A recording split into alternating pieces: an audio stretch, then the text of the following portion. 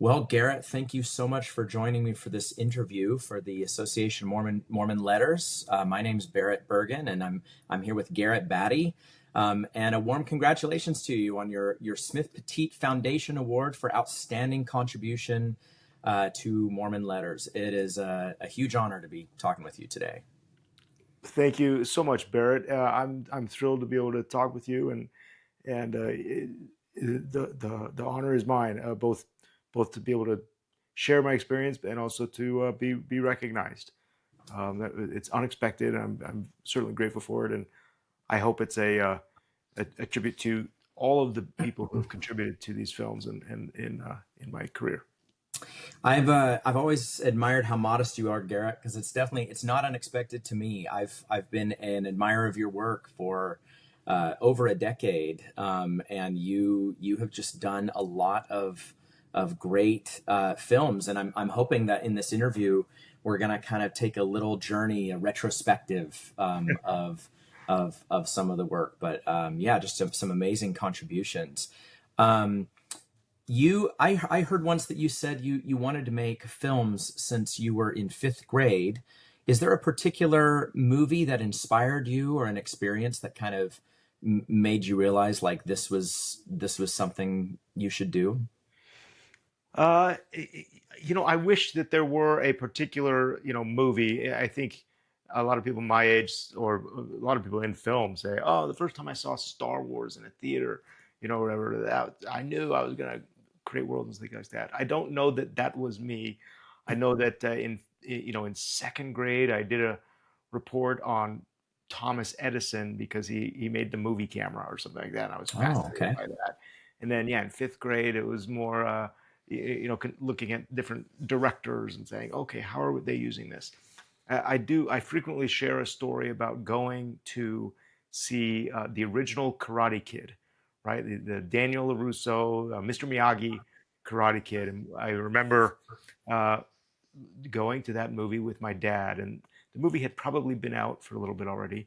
Um, but I remember sitting in the theater with my dad, um, and the movie obviously was doing very well. It was packed, uh, and in my young mind, it was packed with fathers and sons. It was that type of movie. And I remember as you get to the climax of the movie, this final fight between Daniel LaRusso and Johnny, and you got put him in a body bag, and uh, and Mr. Miyagi doing the healing the wound and everything. It was very exciting, and I'm looking around at the dads, and my dad, who's like emotional, and you got dads that are openly, kind of wiping their tears away or doing the double sleeve wipe, and I remember being impacted by that, thinking this. It registered in my mind that this is light and sound, and it's having an impact on people, and so that caught my attention. I thought, boy, wouldn't it be great to learn how to do this? And so I told my dad afterwards. My dad said, "Wait, what'd you think?" I said, "Dad, that was amazing, and I want to learn how to do that. Like that was really really cool." Mm. So 3 weeks later, he signed me up for karate, which was not the expected outcome. But again, it showed me that hey, a movie can impact a life so much that he is like making life changing decisions, or at least impacting decisions based on what he saw, based on his story. Yeah, that's And a good again, point. it only reinforced my realization that this could be a powerful way to influence people. Hmm. Oh, that's a great point. I love how, and I've always admired this about you, how much you like kind of marry the technical and then the story, right? You're somebody who just based on your story alone, it's like what light and sound can do. Like what a camera is capable of. And even you mentioning Thomas Edison, I think that's a really neat, um, maybe a nice segue. And the father son thing we'll revisit in a minute. But talk to me about your time in the BYU film program. So eventually you want to make movies, you grow up and you go to BYU and you have this love of both story and the technical component. Was that a good experience for you? Yeah, absolutely. I did. I went to BYU. Before I went to BYU, I served my mission in New York City, Hmm. which was just a perfect mission for me, perfect location. And toward the end of my mission, you have your exit interview with your mission president, and he wrote a letter to me and said, focus on movies, or I hope we'll see your name in the movies someday. And he certainly knew of my passion, my love for film, and just having his encouragement and the encouragement of my family was very, very helpful. So yes, I immediately went to BYU. Didn't Still to this day don't know how I got into BYU. Certainly didn't have the academic skills to do that, but I was very, very grateful that they had a film program for guys like me um, that that wanted to do that. And I loved my time there. Absolutely loved it. It's an incredible program. It's so in you know supported by the church, and creating church focused media, and wonderful instructors there to help teach storytelling and structure and the technical side of things. When I was there were certain tracts that you could select, a director's emphasis, or a theory emphasis, or screenwriting emphasis. And so I felt like you could make the focus what you wanted. Hmm. Okay. And so there are certainly there's plenty of theory and history, and um, uh, that kind of being more the academic side of film being taught. I got through those. I endured those classes, but gravitated towards the production, which weren't Yeah. necessarily. It wasn't a classroom type structure. It was getting your friends together, building your team, and going out and creating films or stories. Right. And were those did those generally were they facilitated by the university, or did you do a lot of that stuff on your own, or what? How was there kind of a blend of those? I think it was a nice blend. There were wonderful, wonderful people, peers of mine that we all kind of went through this program together, and it was for BYU specific, their film program, we had access to equipment through the church's motion picture studio right there. So it was never difficult to come up with a camera That's great. or the support that we needed. There were certainly classes that were focused on that. Here's entry Right. level production classes and things like that. But I think those that were super passionate about it and just kind of knew that, hey, this is what we're going to do. I don't think we were driven or motivated by a class. Hmm. That's cool. Yeah. So a little bit of both. You mentioned community. Did you meet any friends or collaborators that you still work with to this day, or um, anyone that you still like maybe run in the same circles, even if you don't collaborate all the time? Um, well, sure. I mean, it's a very supportive, network, and for me to list the people that I sat next to would feel like, name dropping, because they've gone on to do just incredible big careers, and we've got guys like Jared Hess and John Heater that Oh, okay. or Chris Bowman and Hubble Palmer have all you know what their movie's the biggest movie of the year right now, with Minecraft, and so yeah, I guess I just did just name drop where we, anytime we get to see it, way to go, congratulations, and so forth. Uh, but yes, as far as working actively with individuals, I just posted to Facebook the other day a fun picture of a couple of friends that we're all still making independent film, and still working in the industry. That is an important aspect, I think, of film school that I didn't do as well as I could have, which is build a network. I was Mm. very, very anxious to get into school and get out to LA. Like, that was my big emphasis, and I was excited to do that. And I cruised through the film program in 3 years and just moved out there. And I think, boy, had I taken some time to really network and build a team there of film students, I didn't realize that, hey, this is who you're going to be working with for your career. Like, this is, Sure. Yeah. and So yeah. you mentioned you went to LA, but you're back in Utah. What did you learn in LA when you were there? Yeah, my wife and I went out to LA immediately after graduating from BYU, and we just loved it. I learned just how wonderful the people are, how how supportive a community we have of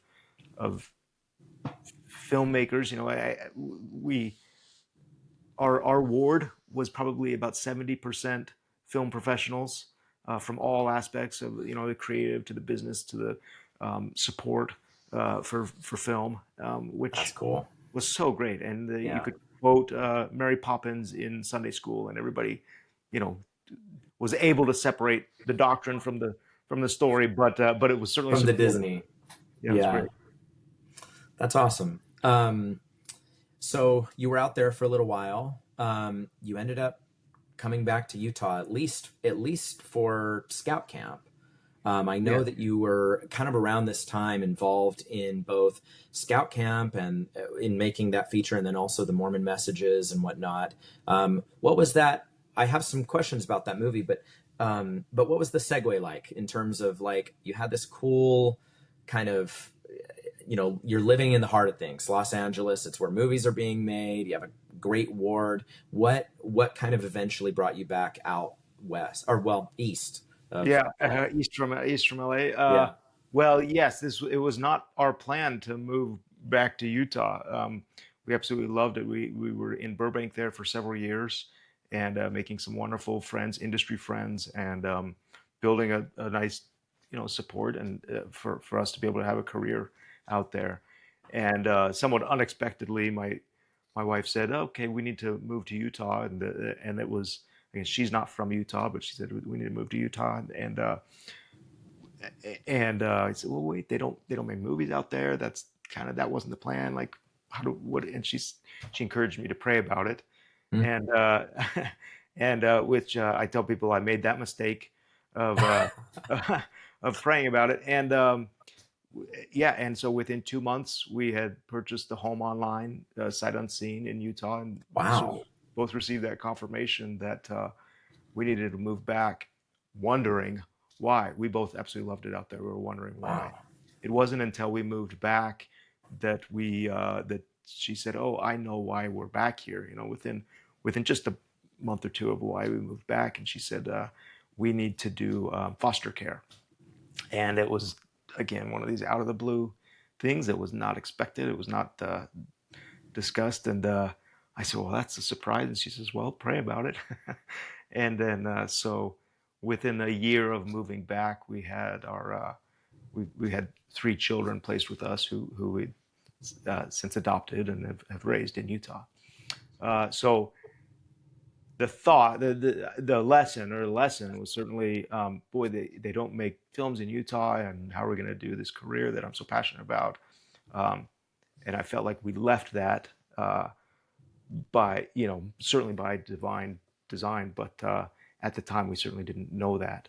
And we've been fortunate to still be able to make films and participate in this career that I love. I mean, Barrett, I'm sure you can relate. You know, where you get these promptings and feelings that maybe doesn't make sense, or how do we, Yep. or how do we reconcile what we want with maybe what we're feeling, and ultimately, you know, it's nice to be able to look back and say, oh, wonderful. But boy, in the moment, that's a very difficult step to take, Yeah, I and bet. I know I'm not alone in making those types of decisions.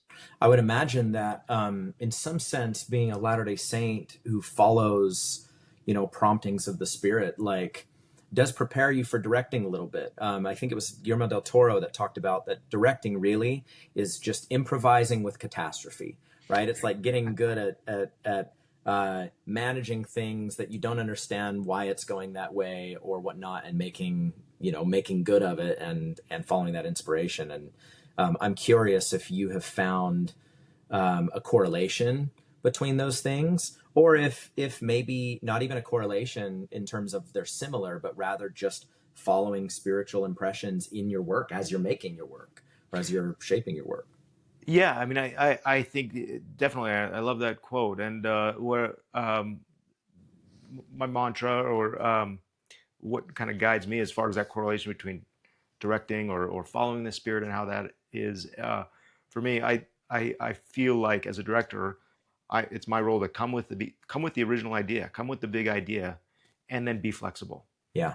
And I think that is I think that we're told that God loves effort. He rewards effort, and that doesn't mean that it's always going to be accomplishing what we think we're going to be accomplishing. But Right. just get up, ready to work, come with your idea, and run in that direction. Yeah. And thank goodness for stoopers of thought. Yeah. You go, Oh. oh, that's not the right thing. Mm-hmm. So let's figure Mm-hmm. this out. You go, okay. That's great. No, that's a great thought. Let's jump into some of your work real quick. So Scout Camp, it almost looks like it was shot on from the time like a DV camera or like a tape Yeah, camera, yeah, just from the quality of the film.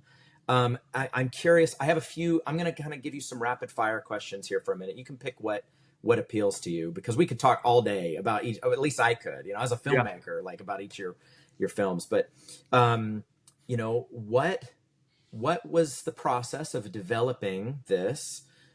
Why this subject as your first feature? Let's just start there, and I have a Yeah. couple more questions for Scout Camp. So at the time, yeah, Scout Camp was my first features, 2009, I 9. think. Yep. And so when we moved back, I worked heavily in DVD authoring for the LDS film market. So I was very, very fascinated. Even out in LA, I was out there about the time God's Army Yep. turned into the phenomenon that it was, and then Singles Ward and the RM and all of these movies started to come out, and I thought, boy, this is really fascinating to watch, and boy, it'd be neat to participate in that. And so part of my job, I started Three Coin Productions, which is my production company, and a lot of our clients were Hailstorm Entertainment, who produced the RM and Singles Ward and things like that. After they put these movies into theaters, they would say, now what do we do? And so they came to me to Oh, so you were author and packaging those. package those Okay. for DVDs. Interesting. And so I approached things from a very, very numbers side of things to start to produce my first film. So I said, look, RM and Home Teachers and Book of Mormon movie, they are doing these types of numbers on DVD. And I'm dating myself because nobody cares about DVD anymore. But I mean, I bet we're wishing we did, yeah, yeah, as an independent filmmaker, I in sure am. today's market. So, but it was fascinating because I thought, okay, well, if I could make a movie for a certain amount and put it out on DVD or put it out into the market, similar market, how do I recoup? It was very. I mean, even from the first feature film, I tried to take it from a very business Yeah. minded approach. I said, look, Smart. I don't want to just be a one off. I don't want Right. this to just be. I put everything I own in this movie, and it never recouped, and therefore, that's my one movie. Yeah. Um, Right. so Scout Camp became, I certainly grew up as a Boy Scout and was passionate about that and thought that's kind of a fun um, opportunity, fun topic, lots of fun stories there. Plus, I felt like there was a market for Yep. a Boy Scout movie, and a safety net would be this LDS film market. And so I wrote a script based on, a fun story and trying to make a family comedy, but knowing that I had to stay within this world of very low budget so that it could play in this safe area. Okay, that makes sense. So it was a practical decision to approach it. I'm curious with the church's kind of move away from scouting. The film almost accidentally has kind of become preserved a piece of history. What are your feelings about the time capsule nature of this? Because there's so much like in Scout Camp that resonates to you as a Boy Scout, if you've been a Latter-day Saint Boy Scout. I mean, it all translates, but particularly kind Sure. of as an LDS Boy Scout, you really did capture something that, with distance, looks more and more like a piece out of history. And I'm curious if you thought about it that way. You're giving that film a lot of credit. Uh, and so the short answer is no. I haven't thought that much about it. I'm always very appreciative, and still you get people that recognize that movie and say, "Oh, my boys love that movie," or "That was our family favorite growing up." And the movie's almost 15 years old, Mm-hmm. and so yeah, I think probably by the nature of its age, it's going to be a time capsule. Yeah. Uh, Both how it's filmed and what it's about. And, right. you know, It was definitely, we scraped together. I have a good friend, Jeff Lambright, who was a corporate video, DP, who had a collection of these mini HDV cameras that yeah. I said, Okay, Jeff, I was come hang right. out for 3 weeks. You were right. And I we could put a feel little it. lens. We put Yeah. a thing on the front of the lens to try to give it some sort of a little bit softer look, Yeah. more film. In your mind, as a first time filmmaker, I had gone from authoring DVDs to making corporate videos, and I thought, boy, all we got to do is make a movie, and Right. that's it. We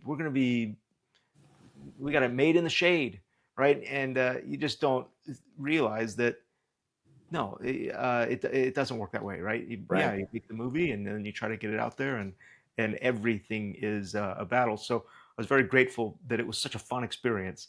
Go out Yeah. there for a couple of weeks, make this movie, and then spend the next 3 years trying to recoup the cost. I was going to ask. I wasn't sure if the plan worked just on the basis of scouting alone. That's what put us over. So yes, I mean I mean to presume to make your first film and presume that you're going to put it on the shelf and people are going to buy it over some other films that have done by Right. Yeah. there is a dose of reality that you have to accept. You go, oh, okay. Well, the minute I realized, oh, okay, this is my first film. Yeah. It's a kid's lemonade stand next to 7-Eleven. Yeah. Okay. I know that feeling. I mean, Right? I We accept that. yep. And that's okay because Yep. that's how we do it. And as a kid, I had a lemonade stand, and and now That's a nice, we get better. I feel, even amongst a lot of the maybe funny kind of campiness and cheesiness and stuff, which is what scouting is, right? You're not, that's the thing, is the film is very like correct in its Yeah. analysis of the humor and the almost cringe of scouting. Yeah. You mentioned something about your the connection between you and your dad in the Karate Kid, and that's why I said we're going to come back to this. I felt a sort of father-son heart to Scout Camp, and I'm curious what was personal about it to you, because even as it's kind of this right to the shelf, I felt like I could feel heart in there. Sure. If you're willing to talk about that, or if that was true. I'm just curious if you were pulling from any kind of like young boyhood, childhood experience with going into it that way. Yeah, very, very much so, and not anything, not for any reason other than that's what I knew. And Yeah. you think, oh, my experience was fun, and so boy, wouldn't it be fun to recreate it? So yes, I mean, you can go back to my original experience at Camp Steiner in Utah that influenced the story, and I thought let's figure out how to tell a fun story. And you've got, I think in Scout Camp the characters are Jared and York, and that's me and my brother, Garrett and Nate, Mm. and it was just our experience, and so yes, it very much influenced that what we took from scouting, and I admired my scout leaders. My scout leader is named Carrie Snow, and that's the name of the leader in Mm. the movie, and so yeah, it's a tribute to all of those wonderful memories that I had, but hopefully done in a way that is relatable and has a story element to it. Yeah. And you moved around this time into doing some Mormon messages, right? Yes. Could you talk to me about which ones you were involved in and kind of what your role was? So yeah, it was a fascinating time, and I made that movie and realized that hey, this is going to be a while to climb out of this hole. And as far as the financial hole, fortunately, it did, but it took about 3 years. So in that time, Mm-hmm. I, for the first time in my life, got a full-time job, and I'm so grateful for it at the church as a producer for the church. The church had just released a short message on YouTube, which at the time YouTube was not a place that really was, well, still isn't a destination for those seeking spiritual content, right? But there was You're an like, Elder sorry, Holland. Jasper. Yeah. There's an Elder Holland Easter message that came out about that time, and I remember watching that in my office, and actually kind of just saying out loud, like, "Wow, I would give anything to be able to work on that type of content. Like Mhm. that's incredible," because it was just a very very powerful Easter message, and it was available to anybody. Like it was Mhm. just available worldwide. I thought that's cool. And within uttering that kind of, I don't know, wish or vocalizing that, within about 3 months, my business completely dried up. I had 5 full-time people that were working, editing corporate stuff and DVD menus and things like that. Everything stopped. Uh, and then, at that point of like, how are we going to do this? How are we going to pay our rent and feed the family and take care of these kiddos that are now with us through foster care. Um, the, a friend, a contact reached out and said, "Hey, we're creating small productions for the church. Would you like to be a part of that?" And I couldn't be more grateful for that. It was such a wonderful experience. So I can't take. I mean, there were about 6 producers at the church in charge of, not in charge, but tasked with creating these weekly Mormon messages, and we would all go in. It was very much like it was modeled after this Pixar model of a think tank where we all Oh go yeah. in and pitch our ideas. We have the mandate to say, hey, take a general conference talk and make it accessible in a 3 to 5 minute video to an audience Right. that wouldn't typically be looking for this type of content. Okay. Oh, how It, cool. Kind of like it, Creativity Inc. talks about in terms of modeling there. Those were very formative for me, Garrett. That was all kind of through my time in high school and onto my mission. Um, some of my favorites, I can't remember if you were involved on Your Potential, Your Privileges. Um, did you work on that one? is that the President Uchtdorf, Yeah. Elder Uchtdorf on the cruise? Yes. Yeah, yeah. So I shot that one in England. We actually went out to shoot that one, and I actually have a cameo in that. So if you watch Oh, do you? I'll closely, have to you'll go see me back. walk by. I And think I one of remember that actually. I haven't revisited that in a long time, but you have to revisit it. It was one of these situations where the whole thing was about to fall apart, right? All the people that the hundreds of extras that we wanted, obviously that's an exaggeration, but people didn't show up, and so yeah, both our crew, myself and Tyler Ford, who directed, he kind of came up with that concept. We each get to appear in the movie. okay, all Yeah, right, it was a fun that's moment. cool. Well, I watched all of them at the time, but that's a really good example. I mean, I really appreciated those Mormon messages. Well, yeah, it's wonderful to hear that, Barrett, and I think it is. It's a credit to that team and certainly the inspiration behind the leadership that encouraged, that gave us the opportunity to be able to do that and kind of the freedom to say, let's take these talks and position them for a broad, worldwide audience. And it's okay that we're going to cut out use of the word bishop, and just Yeah, really, we just want them to make, that's a very specific example, but we wanted them to be as accessible to the casual internet viewer hmm. So as they. that was the intent then was to kind of try to make it universally accessible. Yes, Okay. intent or not, that was certainly a focus, certainly emphasis is like, how do we, yes, how do we live, how do we get on YouTube, but still have the spirit. I mean, Right. we all know what people are going to be watching on YouTube. There's a whole variety. But we say, look, what is the church's voice, or what is the voice How of interesting. Mormon messages on YouTube? So you were kind of throwing some paint at the wall. Like I remember the Elder Uchtdorf one too about I think it's called Create, and the girl swinging in slow motion, all Yeah, these slow motion things. And I watched that spread in Tennessee. I live in Tennessee, East Tennessee, and growing up here, I could see kind of which ones even me I would share and that like different friends would resonate with. yes, and that's what it was. It's like, how do we share? Why are people maybe not sharing? Why are we shy about sharing? And I did one called testimony, where it's a girl riding through San Francisco and Oh, texting her testimony. And yes. it was Elder Bednar's talk. And we Yes. say, what is it about, you can share right now a general conference talk. You can go to the LDS Tools app and share this general conference talk with anybody you want. Right. How do we get them to share perhaps in a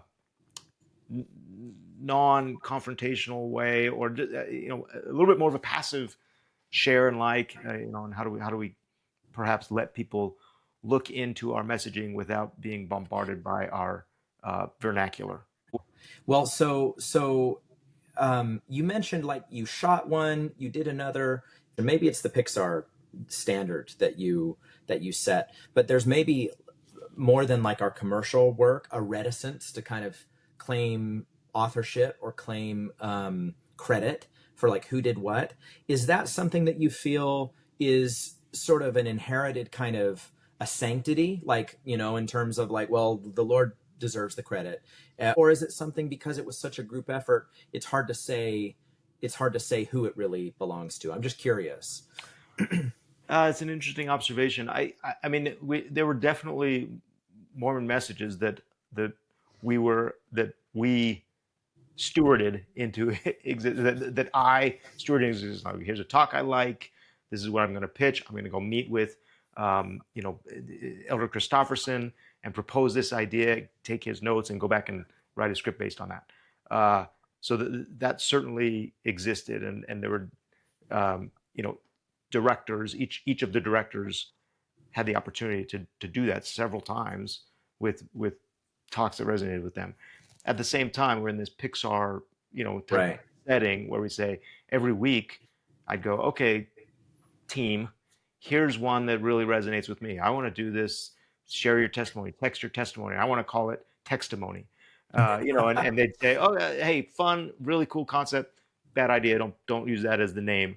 Or whatever it is, and we develop it and then go out and execute it. So yeah, Okay. I think maybe that's to say, oh, I did this one. Right. Maybe discount everybody else's effort. I guess if you're listening in, go check out Testimony on the church's YouTube page, because something I appreciate is that in our move away from the term Mormon and our sort of recentering on the proper name of the church and as Christ's church, the Mormon messages have not been done away with. They are still findable. And I don't know, they're in that limbo space where like that is what they're called, but Yeah, we wouldn't want to call them ex-Mormon messages. I think that they are branding now as inspirational messages. Inspirational. That's the playlist, right? Because That's it's kind the of baked playlist. into Yeah, but baked yeah, into the end slate, I think, on Yes. a lot of those early ones still says Mormon Maybe they put the like next video thing over it so that Yeah, you can't see it. that's right. They're gonna Um, have an overlay. all right, so it was this time that you were kind of at the same time developing the Saratov approach, and Saratov. We watched this on my mission, by the way. We went into the cultural hall. It was like a movie night. I think it might have even been Halloween. Ah, I don't remember, depending on when it came out, for DVD or whatever. But we sat in the gym and we watched it, and I was blown away. I was like, finally, this is, well, not I love all the church stuff, but sure. I really appreciated your synthesis of like the drama and the grit, plus really rooted in this Latter-day Saint. And everybody calls it Saratov approach, which drives me crazy because I know it's Saratov. But this scope was much bigger, way bigger than an inspirational message or than Scout Camp. And I've read the story somewhere that you were maybe having a medical crisis or in the hospital or something when you wrote it, and that the film itself was this sort of leap of faith.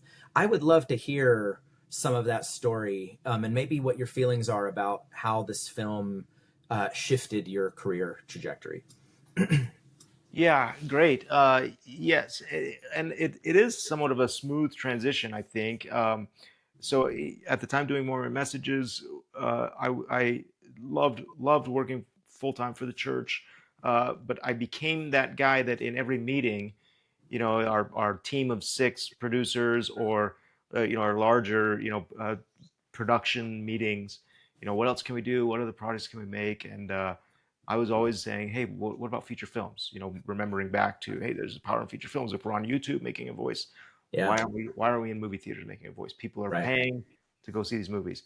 And it became almost comical. Like, okay, any questions? And my hand goes up. Okay, anybody besides Garrett, we know what you're going to say. And so this thought, this stirring, just wouldn't go away. And I remembered this event that occurred while I was a film student at BYU. This kidnapping of missionaries and it being reported on national news, and thinking, oh, that's what an incredible story that we don't know much about. And I thought, boy, if that's something that's national news, it's not perhaps a PR effort by the church. Right. Saying, how do we get in front of people? It's saying, no, this is something that the nation is already interested in. And I thought, well, wouldn't that be, maybe that's a story that I could tell in a feature film. And about that time, yes, thankfully, working at the church, I have wonderful health insurance. And about that time, I was born with several heart defects. And so I had heart surgeries prior to that. But I like to say about that time, the warranty ran out on my heart surgery. And so I needed emergency valve replacement and would be out of work for about 6 weeks. So I used that time to write the script for Saratov Approach, or Saratov Approach, depending on. No, it's Saratov. That's Saratov. Okay, should we make that official? Like that is the. Well, that's how I've heard you say it. So that's It is, and that's how they say it. That's Saratov.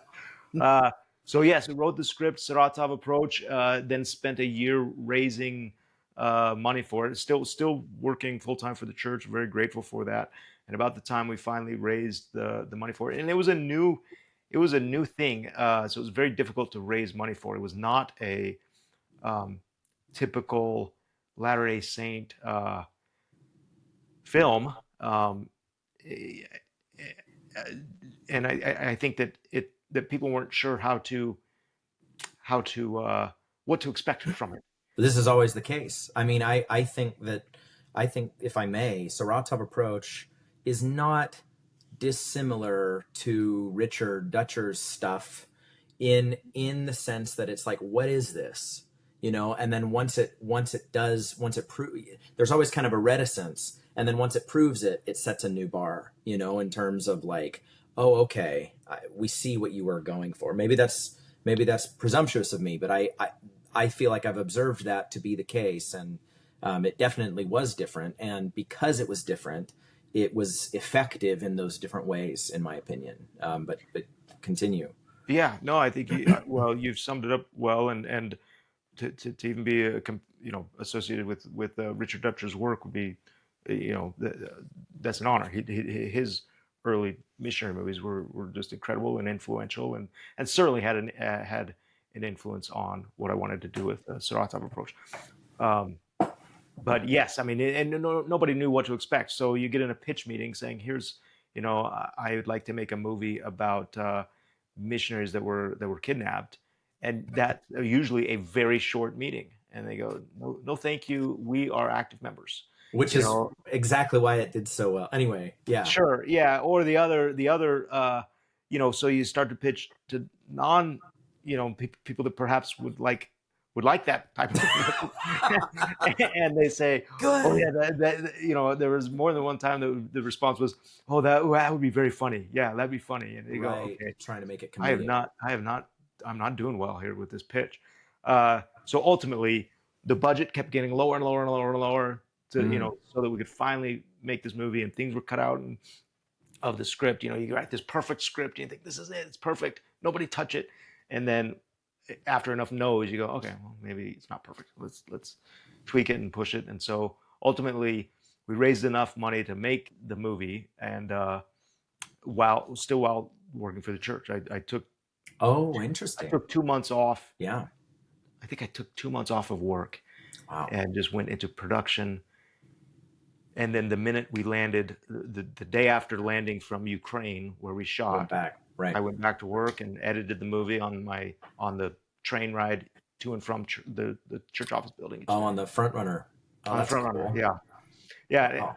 And it was kind of fun because you start to realize you might have something here, because I go take my seat on the front runner, pull out the laptop, and people can't listen in to what they're saying. I got my earbuds in. but there were eyes behind, Of course. I mean, with cheering missionaries over. too. Oh, what's that? Oh, this is my stop, but I'm going to keep watching. Okay, Yeah, that's great. it's kind of fun.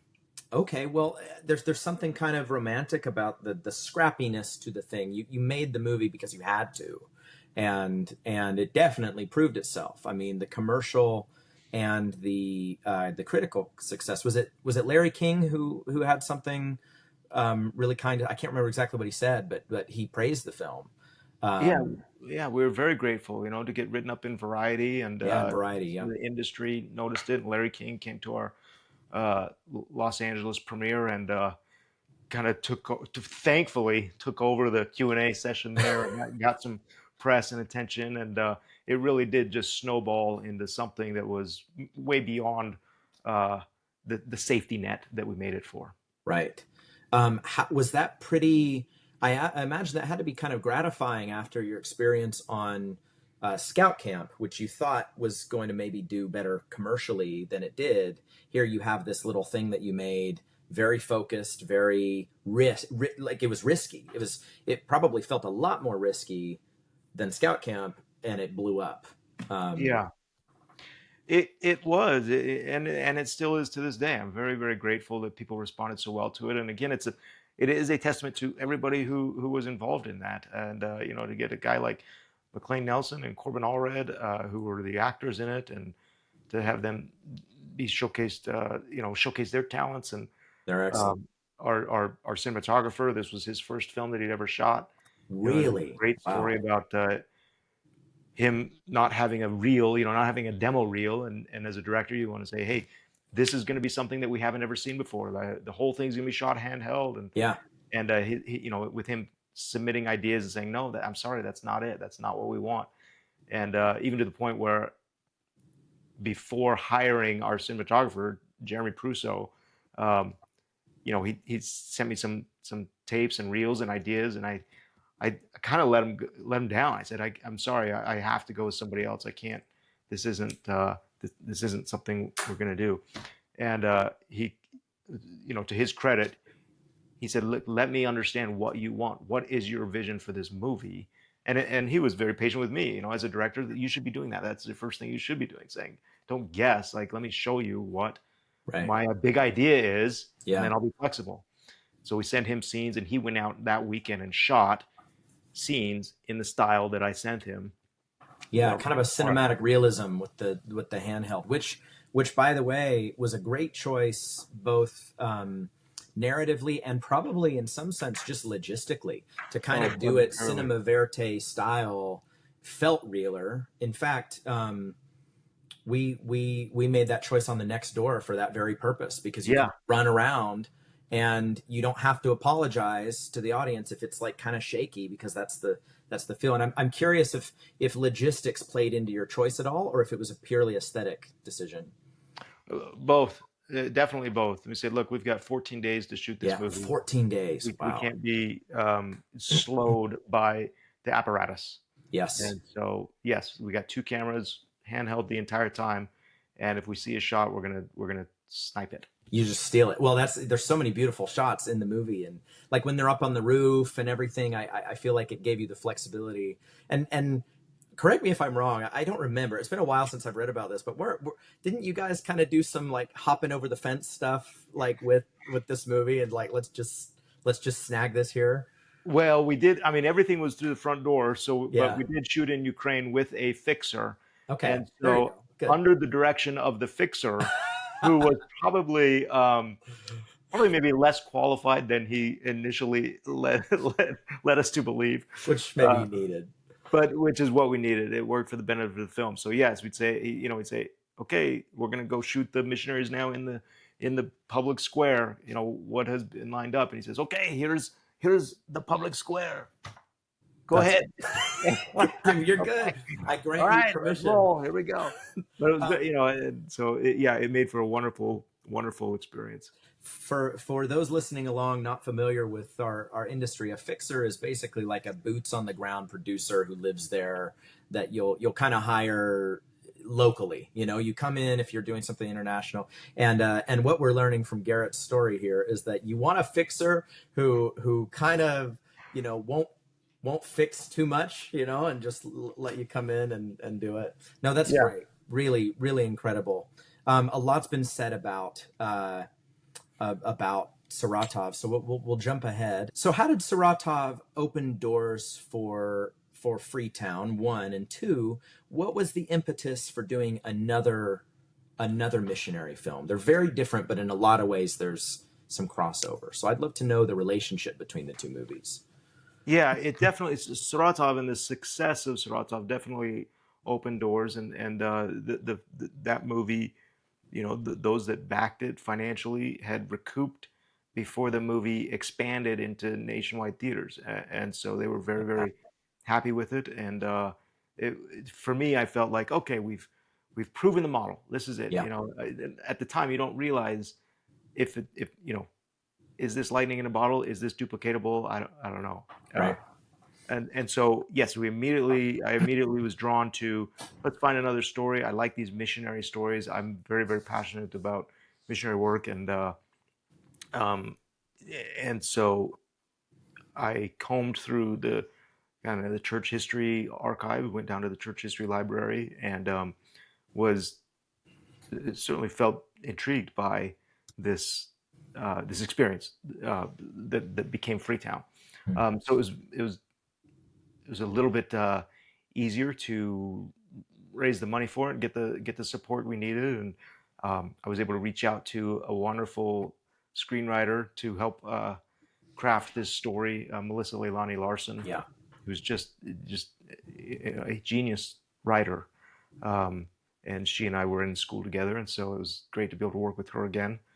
And reached out to a collaborator, Adam Abel, who's an incredible producer. I Yes. loved his work and respected his war films, and I wanted to do a war type film Right. with a missionary spin on it. And so I thought Adam would be a wonderful producer there.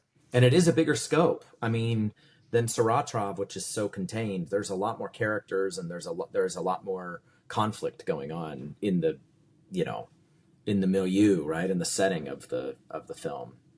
Yeah, absolutely. It's the story of these 8 missionaries, 6 for the movie, that flee from Monrovia to Freetown during a civil war. Yeah. So I took comfort in knowing that, hey, Saratov Approach takes place in one room, and much of Freetown takes place in one car.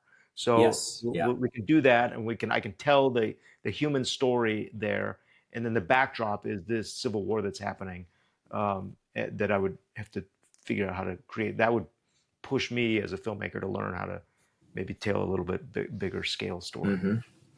Well, one of the things that makes Freetown like highly original is I feel it was groundbreaking, and that we had not at that point seen not only a lot of African missionaries on screen, at least just in sort of our and not that the church hasn't highlighted that, but like in the commercial Latter-day Saint kind of history, not a lot of African missionaries on screen, and your cast is almost fully African. And so here you kind of made this film that's representative of a very different culture and a very different Latter-day Saint experience than, say, American or Intermountain West, if you want to get even more specific, because your missionaries, even though it's the Saratov Approach is across the globe. We've got these Utah, these American-based missionaries. Well, I think that is one of the things that drew me both to Saratov and to Freetown is the mindset of creating these Mormon messages. That was often the thing, is like, how do we get these to feel less Wasatch Front? Yeah. The message coming from a central point. And when we say no, the message needs to come from God, which is worldwide God. And so I loved that Saratov approach.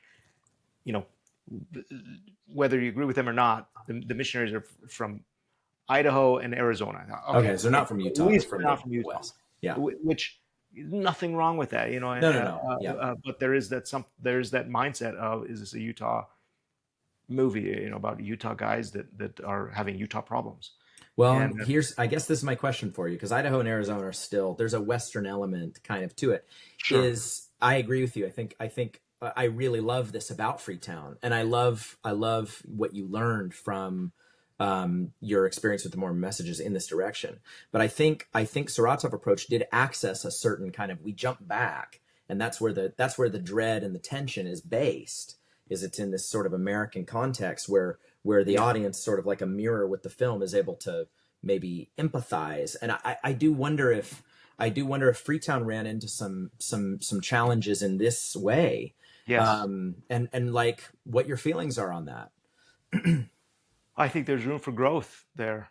I mean, at the same time, we gravitate towards, cinema.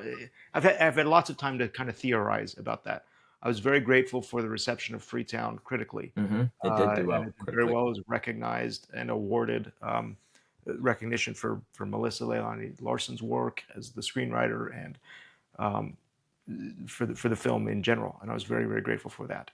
Uh, Here I think as an audience member, I think, what are the types of films that I see? Well, I see myself in the movies that I go to. Hmm. And I think it was Freetown, the nature of the story that we told, it was harder for the um, immediate, you know, America-based audience to see themselves in that story, despite the missionary name tag and the white shirt. Right. Yeah. I think I overestimated the relatability there. I want to note something that's really important.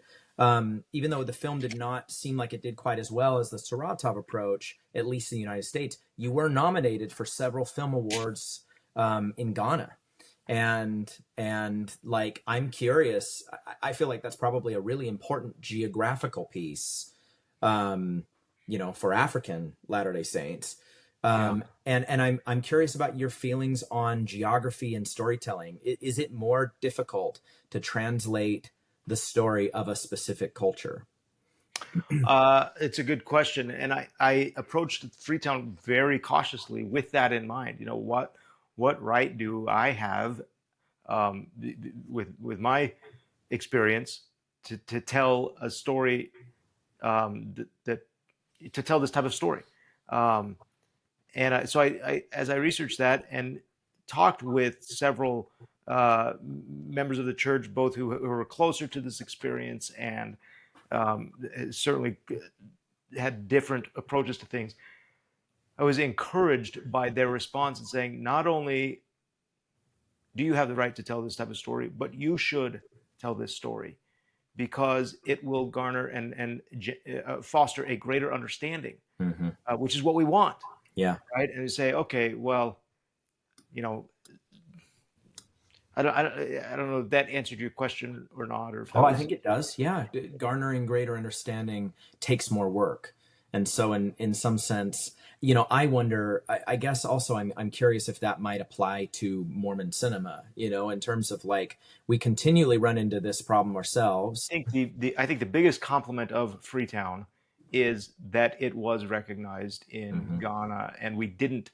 It was a story that was researched well enough and approached respectfully enough to say this is their experience, and this is our experience in this culture in Monrovia and their experience, and we accurately told that in a respectful way, so much so that we avoid there was praise rather than why are you trying to tell our story, which I think we get right now in Mormon cinema, or Uh-huh. as Mormon stories are told from outside sources. Right. We often go, why are you telling our story? You messed it up. You didn't do it right. You didn't respect us, and you lied to the audience. And that's not what we wanted to do. And we're fortunate that didn't that that it did very well there. There's an idea kind of in communication that most people would rather just be understood than be right. Mm. And I think probably as Latter-day Saints, when we see such, egregiously inaccurate depictions, I'm not sure we would care as much whether depictions were positive or negative. We felt like we were understood as people, if Yeah. we felt like we were understood as a culture. And it sounds like you certainly depicted with honor and with care. Lee Unkrich kind of did this in directing Coco. He went Mhm. and really did a lot of research. And it sounds like that was your approach, and I'm happy that Freetown exists, and I'm glad it got recognized in Ghana. So Um, a quick little note on that. I am literally behind me is a mess of luggage and equipment that I am packing up because I will be for the next 5 weeks in Africa and actually going to Monrovia oh, really? to record church history stories. And one of the individuals whom we'll be recording is one of the missionaries whose experience we recreated in Freetown. So Hmm. the story that experience continues to impact me as a filmmaker and uh, continues to be told in kind of important church history That's archive. interesting. Well, the film may have a long shelf life. That's the thing, is sometimes that if something's a little bit ahead of its time, at least culturally speaking, at least within a Latter-day Saint tradition, who knows what will happen. Okay, well, let's jump ahead. I'm going to take a little break between the films here, because when I heard this from you, it was probably around this time. I remember I was listening to you on a panel at then the LDS Film Festival, now Zion's Indie Film Festival, kind of defending the idea of the ideal, or let's call it Platonic storytelling over, say, Aristotelian storytelling. There is a push from a lot of individuals, myself included, sometimes to go, we don't need to be quite so devotional in our storytelling. We have a lot of that, and I was really intrigued. Whoever it was on the panel said something. You said, hold up. I think there's room for miracles. I think there's room for the ideal in the story, because they do happen. And stories of the miraculous. And by this point, you've made these two films that quite seriously treat this subject matter. I would love to know, kind of, one, where that passion for remembering and depicting true miraculous kind of storytelling comes from, and two, how early you felt strongly about that. Like, are there filmmakers or storytellers who inspire you in that particular way? I hope my question makes sense. I can clarify if not. Yeah, no, I think it does, and I'll talk to it. And if I'm going in the wrong direction, you stop me. You raise the red flag. All But right. And I mean that um, very, like, seriously, by the way. There's no, just so you know, like, I respect it and admire it, because it did feel like a little bit of planting the flag, like, these stories need to be told. And I want to understand your passion, your perspective on it. boy, what a yeah. How long do we have to talk? Because I have all the, they didn't give me a time yeah, limit, so I'm going to deliver this, for those that are still listening, Mom, thank you. Hi. yeah. No, okay.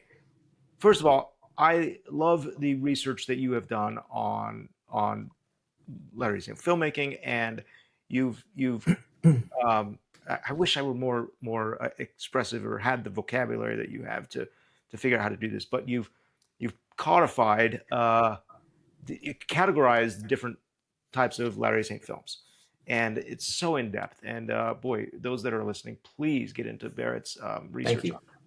on it. Then I think I was offended by your research in saying these are devotional filmmakers. Garrett Batty is one of those. Certainly very grateful that my work would be seen, but I didn't ever see myself as I'm out there raising uh, doing faith film like that. I didn't realize that that's what I was doing. It's always very, very helpful to see how other people perceive your work. Uh, I've since not been offended, so don't. So Oh, don't. good, because I So yeah, definitely so didn't mean we to can offend continue to talk. anyone. Probably offended everybody. No, but yes, I. So that being said, I think if I'm planting my stake in the ground or putting the flag up, saying there is room for this type of film, Mm-hmm. meaning hopefully film that touches your soul, like that inspires you on a soul level. I'm not asking, and I hope that that uh, I'm not suggesting that all films should be that way. No, I don't think so. I'm Right. more curious where the passion for it comes from, because just to clarify, by the way, Garrett, like your work, especially let's take Freetown and Saratov approach for example. I kind of think of these things along a spectrum, that rather than a binary. Both of those films are so dramatic and tense. And how can a film not have a perspective, right? You could put in this same camp, Right. you could put Silence, you could put It's a Wonderful Life, I don't think you have ever necessarily pushed this, but there can be sometimes a cultural gatekeeping, which you yourself faced, that it's Yeah. like, if this doesn't inspire, what's its point? And so that's more of what I've responded to in terms of critically. But I do think that work tends to fall along a spectrum, and one of the ways that I categorized yours, at least in my research, was how it was received, or how it was perceived Yeah. as devotional. I don't think you should be sorry for it. Just so you know, like Yeah. I would take the stand, and like we share the same, Yes. perspective. But but in terms of sort of, and maybe it was in response to my research. I just remember being on that panel, or not on the panel, but listening to the panel, where you felt very like, hey, these stories ought to be told, and you do pick I, a lot of true stories. And so that's where I'm curious: is it an incidental thing, or is it an intentional thing? And is there something kind of that drives you to sort of reach out to God in the way that you approach the work? Or is it like that's the framework and the history you come from, and that's sort of where you find yourself? I hope that gives you more yeah. to jump off of there. This is your interview, so I should shut up. No, no, no, no, no. I love that we're exploring this, and this is part interview and part therapy. So please send me the bill. Uh, uh, um, yes, I think that over the 15 years that I've been doing this for feature films, Mm-hmm. there is that evolution of why am I doing this?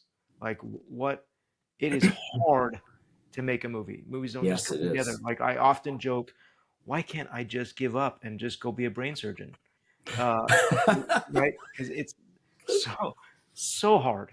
Uh, and so I feel like where I am spiritually, if I am going to just immerse myself in a story or in this experience for 18 months to 3 years just to get the thing done, what do I want? And it does. It is all immersive. Like it just takes over. Every time you hear Soraya complain that Lehi is a visionary man, and Mm-hmm. every time I say, I got an idea for a movie, I can just feel my wife, who's so supportive, but relate to Soraya going, okay, all right, are we ready for this? Let's buckle up. Here we I go. read somewhere that you said she does one passion project, and then one paying project, Yes, yeah, because yeah, it's yeah. like, And how are we doing this again? yeah, yeah. And so, where am I going with that? So, yes, if I'm going to just make that my passion, then I want it to be something that I can that helps me draw uh, closer to God. Now, that's not to say that somebody else can't. A dear friend of mine makes Hallmark movies for a Mm-hmm. living. There's so many wonderful Hallmark movies, and we have wonderful spiritual discussions. And then you got Jared Hess that makes Minecraft, and now he's in dad mode, and Mm-hmm. doing his church thing. And so, uh, there, there's no shade on any of that. For me, I've always kind of been just that dorky, spiritual guy that is drawn to that type of thing. I do feel like I have, I, as people have asked me to come work on more secular projects, I'm so grateful for that opportunity. But I am pained when I say no, like I don't know what it is in me, but no, like this is for some reason what I feel, I don't know, burdened or freed. And it's hard for me to differentiate between that. Is that a spiritual calling, or is that the burden of the pained artist, right? The tortured artist that you hear and like, hey, this is what I know, and I keep going back to this thing that causes me so much pain and anxiety, and yet I can't get off it. But I mean, I don't know that those we're not have to be mutually exclusive, you know? we're probably not going to solve it on this call, Yeah, but hopefully that kind of answers your question. I don't know that it's a question I struggle with. sure. Like, why do I keep going back to these movies that are so difficult to get made and so difficult to get sold? No, it Um, definitely answers my question. In fact, I mean, I'm just more curious if that was an intentional thing or if it was a subconscious thing. You know, faith-based audiences and like faith-based like filmmaking is doing really well right now. There is a hunger and a thirst. You know, Christ talks about hungering and thirsting after righteousness, and I think you could take a cynical and somewhat academic approach of like the swing of, you know, well, we want to see our ideologies represented. yeah, But I don't think it's quite that simple. I think there is sort of a yearning um, for powerful, inspirational, like specifically faith-based. I used the word didactic. I probably would change it if I could rewrite my research. I'd probably use the word devotional, because there's nothing wrong with something being devotional. And there's nothing wrong with something being didactic, but I don't know that didactic is quite the right word, because didactic suggests like teaching or preaching, and I don't know that all devotional cinema is that way. yeah. Um, It's a balance, and it certainly is. I'm guilty of both of those. You know, okay, well, thank you. That was kind of along the line of this history. In 2018, 2019, you did a pretty hard pivot with Out of Liberty, which is a jailbreak Western movie, and to do a Joseph Smith sort of jailbreak Western is really clever. And I'm just curious, like, what were the challenges in switching gears? Because yeah, like going from something that you'd kind of mastered to do something, a period piece, you know, Yeah, it of a was very thriller. well, very intentional to say, okay, I've done the missionary movies. I do have a third missionary movie that this entire time has been, in the works, and we can talk a little bit about I am that. going to ask about that. It's sort of Okay. lost media, but yeah, Yeah, keep going. I think what happened is that Stephen Dethlov, an amazing writer, and he's fascinated by church history, came in to my office with a script or an idea, and it was a great, big, huge Joseph Smith movie that I knew that I wouldn't have the budget or abilities to tell, and I recommended, say, let's just pare it down to Liberty Jail, because there's a story there. And he came back a year later with a script and said, okay, here's a story. And then he and I set out to write this Western. I loved the idea of telling a Joseph Smith story, but adding context. And Hmm. there was so much value. I think we do ourselves a disservice as Latter-day Saint filmmakers or historians or storytellers to deliver message without context. And That's a really good way of putting it. Message without context. That's a really good way of putting it. I think it's what I think that's based on research. That was probably a lot of the challenge of some of those early saints in Missouri, going and Yeah, saying, this yeah. is a message, this is a message, this is a message. And you go, wait, what's the context? Like, where are we? Like, where do we play into that? Or who are we talking about? Yeah, well, especially, I mean, I'm sure you know this history and diving in, but when Joseph Smith's saying, let's not all rush into Missouri, let's be friendly and don't go there and don't talk about us all coming here. And some of the Yeah, states rush into Missouri, say, God's given us this we're land, taking we're over. Yeah. abolitionists, and let's just like, what have you done? Like, who wants a giant blockade of people to come in and say, this is our land now that God gave us? And, you know, historically, people don't tend to. That's never going to end well. Yeah. Yeah. So, And so uh, smart of you to do the film from the perspective of the jailer, you know, from the sort of the outsider, like, who is this, you know, mysterious person. it made it open up to me. And again, if the goal is how do we put these movies into theaters where the majority of the audiences are not going to be aware of Joseph Smith story, right? They might be aware of a Western. And so how do we introduce them to Joseph Smith in a way that perhaps most people find out about Joseph Smith? He's a con man and a criminal. And is he though? And so that's if we're asking them to ask that, then perhaps we do that through our main character. Speaking of Joseph Smith, there have been a lot of Joseph Smith depictions with varying degrees of effectiveness. In my view, varying degrees of effectiveness in Joseph Smith. Joseph, just to your point, I mean, and here I'll pick some easy examples. Joseph Smith in the Book of Mormon musical, as he appears, or in Under the Banner of Heaven, is very different from Joseph Smith in The Work and the Glory. You know, all these different kind of almost like a Shakespearean character. Everybody has their take on Joseph. And I'm curious, what was your methodology in approaching Joseph? I wanted to show Joseph Smith. I wanted to show the human side of Joseph Smith. You know, here he is in jail. Through our main character's perspective, through Sam Tillery, the jailer's perspective, who is this individual? And we approached it very much from that, where we know I have a firm testimony of the prophetic calling of Joseph Smith. I think sometimes where we stumble is when we learn about these. I don't want to say we stumble. No, but plenty. I mean, there's data. Stumble people stumble. when they question, when they're concerned with, when there's that conflict of this human side in conflict in their perception, conflict between the human side and the prophetic side. Yeah. And so I wanted to approach him as a human. I'm very, very grateful that the script aligned with that.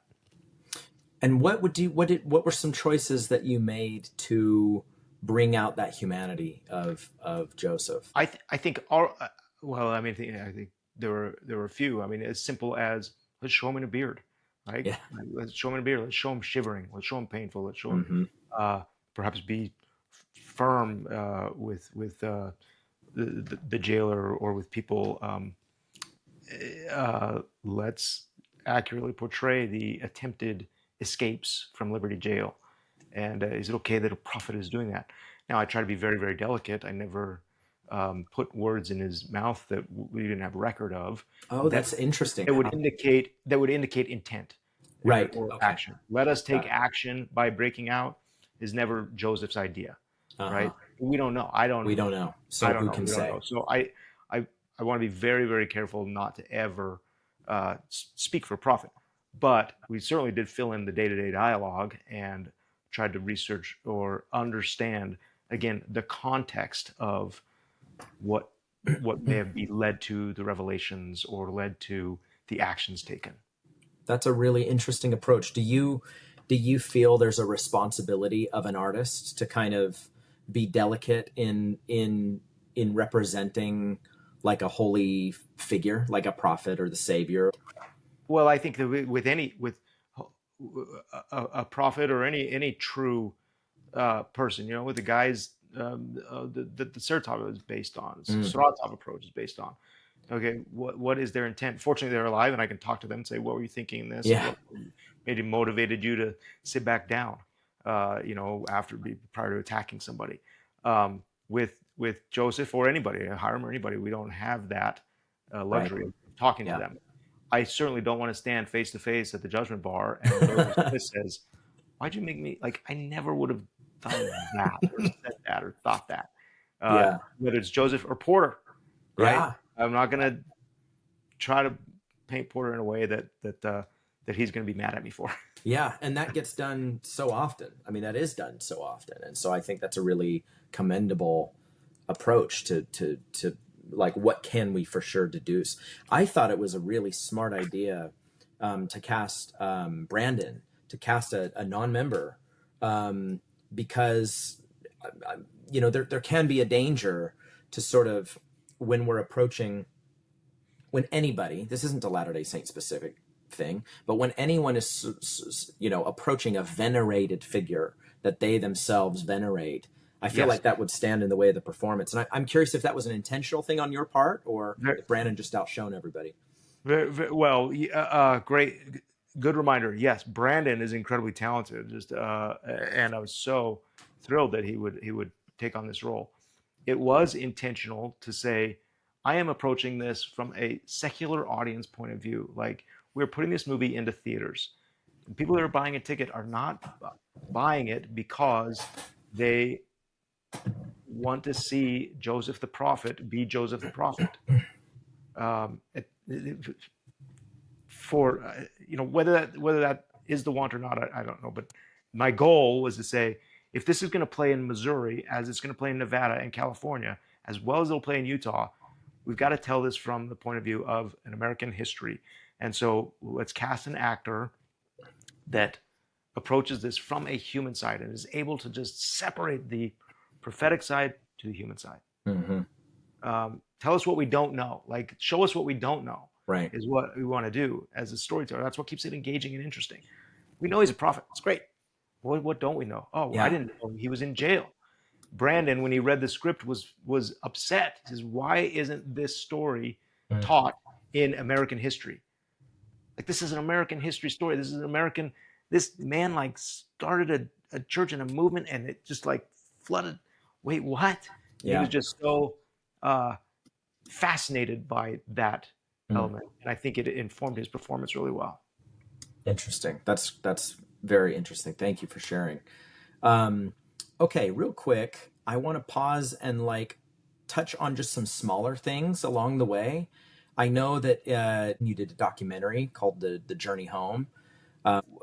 Was that kind of more of a passion piece, or were you hired to do it? Like what? Yep. It was a work for hire, one that was a wonderful opportunity to produce, to direct this documentary through Go Films, Adam Abel, who produced with me. Freetown reached out and said, "Hey, do you want to come do this documentary?" It was a work for hire for them. Go Films was producing it. I got to shoot with Ryan Little, who's somebody that I admire as a director, and Ryan's great.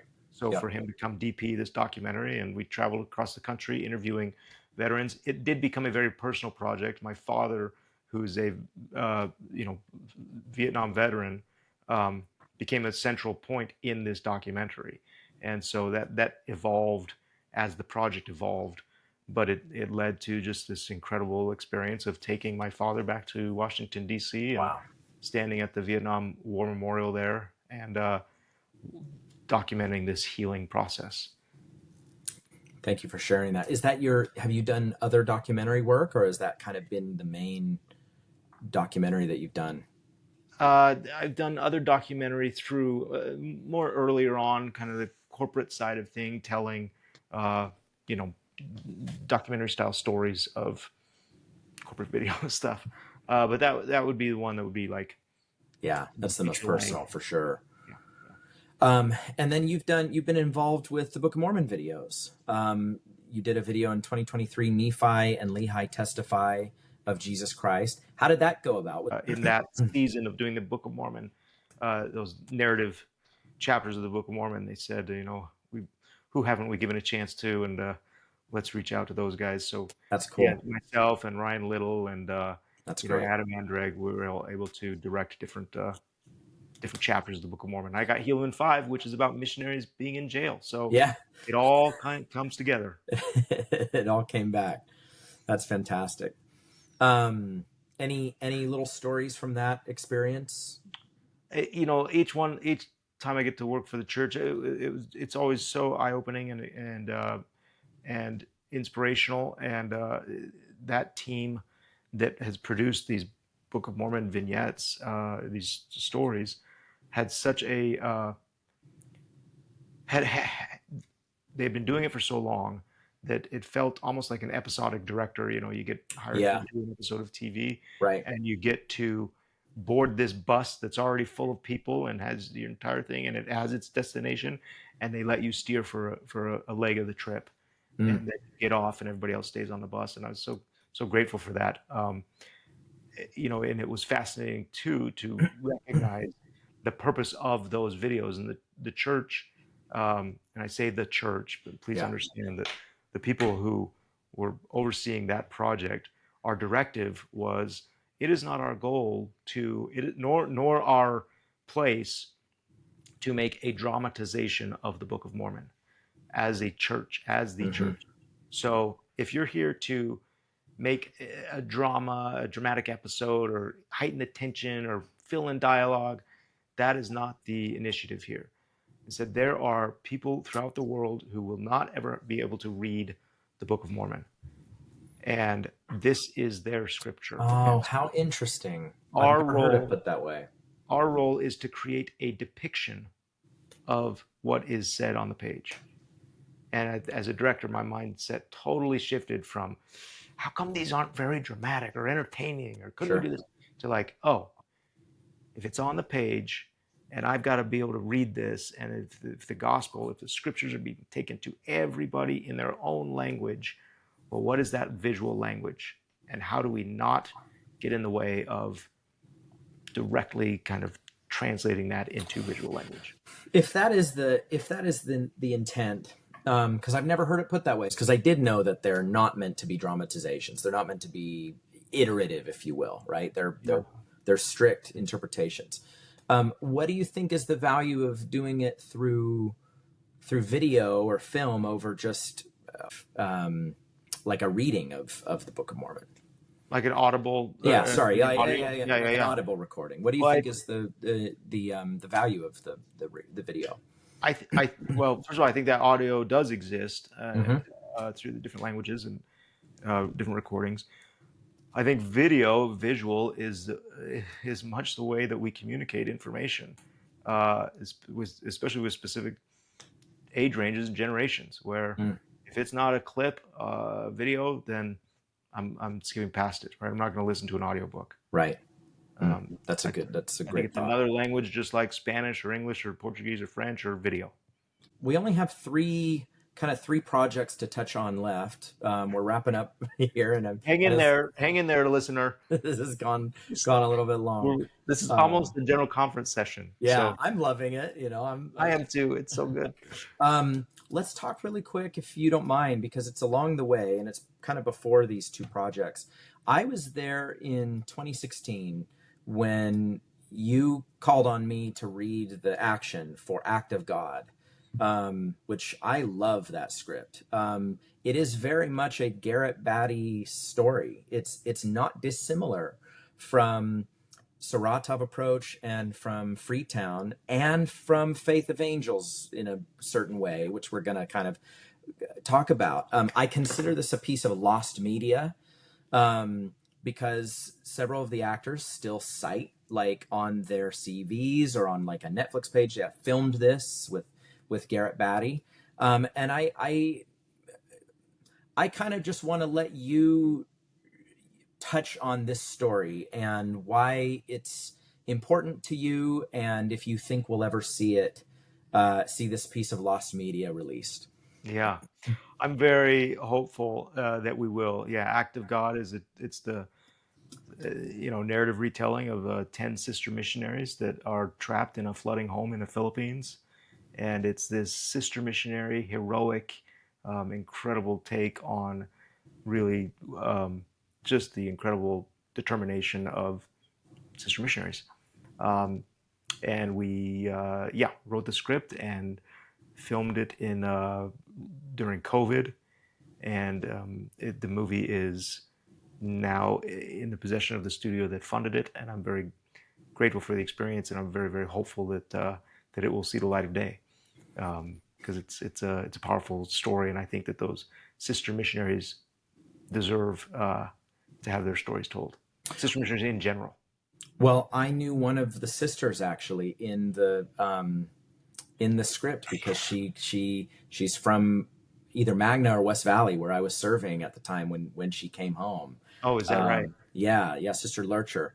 And I can just attest it's a fantastic script, and it like Freetown innovates, and it sort of pulls from something that you seem really interested in, which is like true miraculous stories of terrible circumstances and like coming coming out of it. Yeah, if it's in line with the other movies being genre movies, you got Saratov, that's kind of this action. You get Freetown, which is kind of this war type movie, and then this is a monster in the house movie, right? What do you do? That's What do it. you do when the place that is supposed to protect you actually becomes the detriment to your survival? If it ends up being like kind of like Richard's Falling, where it's just Yeah, the it's lost like media. lost media, then it will only grow in its mythic kind of nature. Because I know it's been shot. So, all right. Well, let's talk a little bit about. I wasn't sure where to put Carpenter and Faith of Angels because I know I've seen The Carpenter, even though it's Yeah, not out because it premiered at ZIFF.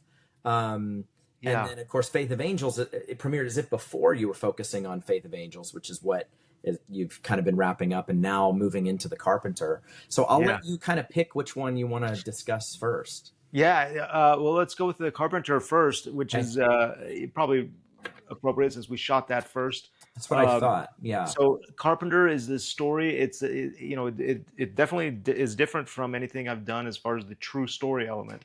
I was approached by a family in Texas that reached out and said, "Hey, we've seen some of your work. We love what you're doing. We have an idea for a movie that we think will be, bigger than anything you've ever done."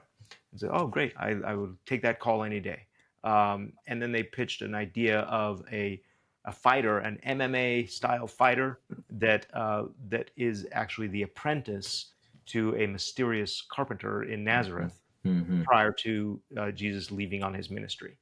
It's a really fun concept, great, uh, uh, fun space to play in. And so for years, we worked on this script and this project together, and ended up shooting, a sizzle reel for it and raising the money for it, and ended up shooting The Carpenter down in South Africa, which was just a dream come true type experience. It was a larger budget than I'd worked with the exception of Act of God, um, and an incredible team, lots of fight and stunts and things like that. The film was released in theaters about the same time as Faith of Angels, and it's actually available now on Living Scriptures Plus, and I think that family is continuing to release it. My job was to write and direct and deliver, Mm. and That's kind of for unique for what you've had to do in the past. yes, and it was quite difficult. It was quite difficult because you put your whole heart and soul into it, and so when essentially the mindset had to shift from like, oh, this is the passion project to no, this is the client project, this is the work for Right. hire project. Right. And you still require that passion, like to direct a project. You have to have that passion and love and hope for it, and you want it to be successful. And at the same time, you're beholden to, the different directives from those that are paying for it, or Yeah. those that really who approached with the initial vision of it. So it was a good creative exercise. Yeah. Well, it's really unique. It's kind of like an unusual, interesting pairing of genres. The sort of fighting boxer movie and the kind of devotional element with Christ there, not unheard of. I mean, Ben-Hur, you could say, is peripheral in that same way, and his action and Yeah, and you could say the old biblical epic is it's so I don't think it's like I don't think it's a mismatch at all. It's just maybe for today, it's kind of a return to an older biblical style film, which is very interesting yeah. to see. Um, It certainly got. It certainly. Yeah. What was it, that just the nature of it being for what the production company down in South Africa called it. Says we've never seen a Jesus MMA movie before. it is And I always Jesus. had to be very, very careful. Again, in the script, there are certain things that I would plant my flag and say, I'm not going there. Like we'd never put Jesus in one of these, Right. fighting even in the audience. He wasn't ever there, and we acknowledge that. Um, but yes, that that concept certainly got everybody from the MMA themselves, UFC, to like promote it and to talk about it, to GQ magazine, for all of these macho Well, fights. and even when he's doing the he's doing an And ancient CrossFit. iteration Yes. of like Yeah, it's like Flintstones, right? We said, yeah. look, what if Guy Ritchie were to make a faith-based film? Well, That was kind of our mantra there. I don't think it is out of place though, because like in some sense, Garrett, like what sports movie isn't faith based? You know, there's a weird correlation between athleticism and sports films and a sort of, you know, Yeah. American Christian like tradition, and so Since making it, I went and watched Rocky again and realized, holy cow, like this is not an original. Carpenter's not an original idea. Like we well, don't want. it's cool that way. It's archetypal. I was Yeah, going yeah, to ask you, similar to depicting, you know, we talk about venerated, like you know, a prophet. Similar to depicting Joseph Smith. Joseph Smith was just a man. He was a prophet, but he was a man. Um, I feel like Out of Liberty kind of set you up for the yeah. Carpenter, which you're jumping.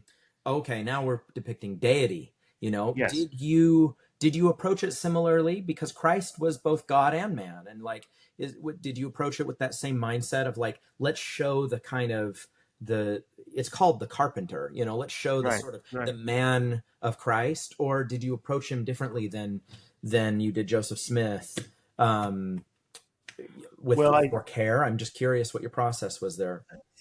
a couple of things come to mind as far as answering that, and I think with Joseph Smith, with Christ, we know he was perfect, right? He Mm-hmm. was perfect, and so Mm-hmm. anything that would depict him not perfect wouldn't go in the movie. Yeah, Uh, would be inaccurate to our faith. with Joseph Smith, I think perhaps sometimes we make the mistake of making him perfect. We say, well, let's maybe show some imperfections and within context be willing to accept that. So with Christ, I think that my North Star, my guiding point was Luke 2:52, when it says we don't know much about his, the time period between 12 and Right. 30, Yeah. but we know that he grew in favor with God and And man. man. Yeah. And that when I kind of read that in the context of making this film, I thought that's going to be the North Star. So what does it look like to grow in favor with God, meaning fulfilling your mission and calling, and with man? So doing it in a way that is approachable and likable and cool and relatable and welcoming to people. And so Great. uh, Jeff Dickamore is who we cast He's to play fantastic. the Savior, and just I mean, yeah, he was fantastic. It's so great to work with and incredibly talented. And Aurora in the film too, though not together Not in together. the piece, which I'm just curious, you know, like they've been in pieces together. I've cast them in a piece together. And they've been in pieces separately, but I've never seen them in anything where they're both in the film, but not as a couple. And I'm curious.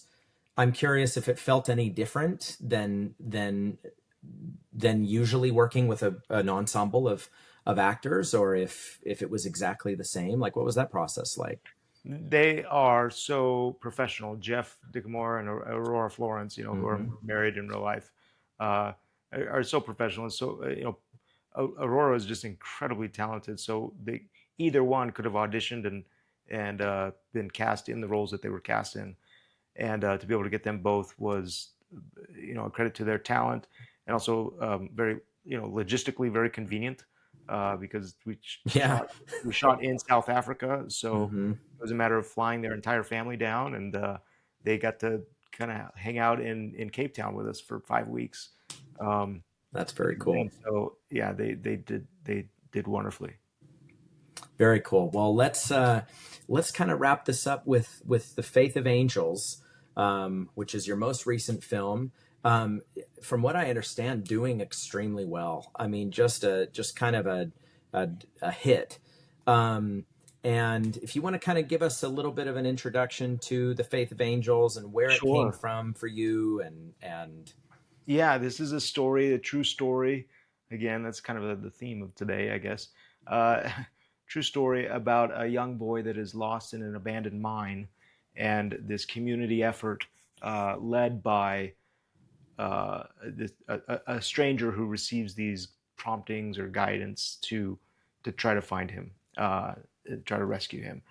And yes, so we filmed the movie a few years ago in the fall in Utah, and we've been very, very grateful to be able to work with um, the, the Dennis family on whom the story is based, um, to tell their story accurately, and but do it in a way that's narratively relatable to broad audiences seeking for kind of faith-based content. And yeah, when we put it in theaters, it was well received, and it continues to reach audiences, which we're very, very grateful for. Is that the summary you wanted? Yes, it is. No, that's perfect. And Kirby's back in it. You're working with familiar faces again, and he's great in the film. Yeah. And yeah, just a really, really nice kind of wonderful cast, good tension. One of the things I wanted to do with Faith of Angels is say, look, this is a very, yeah, I mean, it occurred and it happened to a Latter-day Saint family. But as I've gone and traveled, with these different films and gone to different film festivals and different events, specifically for Christian film or faith-based film, I'm always amazed at the answer or the question that comes up, whether we're at the LDS Film Festival, which is now Zion's Film Festival, or some sort of Utah-based thing, saying, how do we get these stories out there to a broader audience? I was amazed going to Christian film festivals prior to Faith of Angels and hearing that exact same question. Yeah. How do we get our gospel-related story out to a broader audience? Yeah. Well, go ahead. Go ahead. What your thoughts are on that? Well, I think that to me unlocked, that was motivating. That to me unlocked, was like, you know what? Oh, nobody knows, or some people know. We all have the same goal, but here's how those are doing it. And so for an LDS film, quote unquote, because I don't consider any of my films LDS films, but they're like, oh, well, let's do what they're doing, and let's use recognizable stars or recognizable names. So for Faith of Angels, right, we cast John Michael Finley, from I Can Only Imagine. Yeah, I Can Only Imagine, right? So he's got this $80 million box office movie, and his next movie is Faith of Angels. Right. Well, that's only going to legitimize this story and say it's okay, broad audience, that this movie might have Latter-day Saint story elements in it.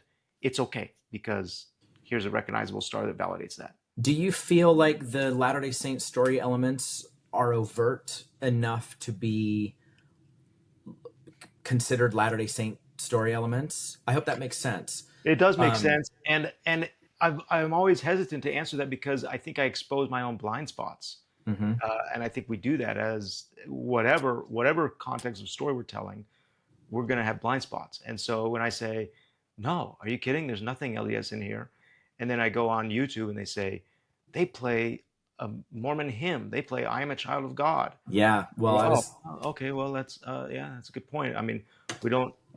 Yeah, I guess. I mean, we're all children of God, but I guess maybe that's perceived as an LDS doctrine. Okay. Well, and here's my I have kind of a broader question for you about this, because that's a very interesting experience I didn't expect, but it doesn't surprise me, about going to a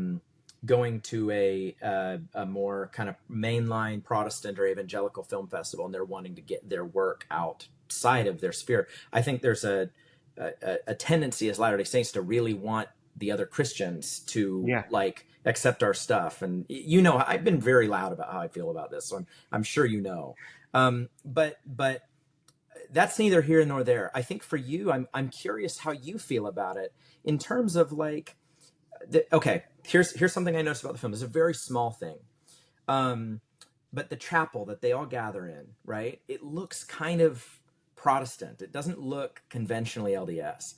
And the speaker only cites, I think it's Hebrews. He cites the New Testament, but the hymn number is 97, and it's Lead Kindly Light. We hear them say that it's Lead Kindly Light 97. They get out the green hymnals. And then we even transition into the Lower Lights version of Lead Kindly Light, which is again, ironically, a band that was trying to bridge this gap. That's like, hey, we're going to do our Lead Kindly Light and, you know, Be Thou My Vision, and we're going to do instrumental If You Could Hide a Collab, and instrumental If You Praise to the Man. Sure. And there is sort of this trying to kind of marry the worlds. And I feel like Faith of Angels did that. I feel like Faith of Angels did that effectively. You know, that is what it's sort of trying to do. So that's my first big point, is I want to talk to you about like how you feel about that. Like if even BYU TV or Living Scriptures or Angel Studios are focusing on like, hey, let's kind of minimize the Latter-day Saint specific stuff because we can tell a universal story, even though the universalism is universal to just Christianity. And you have been like a master of taking a very Latter-day Saint specific story, devotional or not, whatever, it has a worldview. But like taking that and at the very least, extremely effectively blending it with genre and blending it with like wide audience appeal, which all of them have had to some degree or another. What is your take on the future of Latter-day Saint elements in cinema? And what was your experience doing like with your own piece of kind of bridging that gap, if you will? Oh, it's a good question, and I'm sure what I say here will probably change if somebody were to ask me the same question tomorrow. Just because I think we do have to always evolve, and so maybe I guess to avoid that, maybe I just have to speak specifically to Faith of Angels in my experience. My intention, and I don't think we're going to succeed as Latter-day Saint filmmakers in trying to Trojan horse some That's a good way to put it. faith-based message into a secular movie, or whatever it is. That's not the case. So, specifically, "Lead Kindly Light," that hymn is sung at historically in England, one of the worst mine disasters of all times. "Lead Kindly Light" was what the miners sung that helped the rescuers find them. Completely unrelated to Latter-day Saint or Northern Lights or anything like that. Plus it's thematically appropriate for the story. And maybe maybe I'm just discovering the answer right now, is like, thematically, if these elements are inherent to the story, what are we trying to do as a filmmaker, is tell this narrative story in the language of cinema that people will pay $10 to see. So once we deviate from that and say, oh, I'm going to wedge a message in here, or wedge Latter-day Saint theology in here, then I think that then we're more self-serving than perhaps what we should be.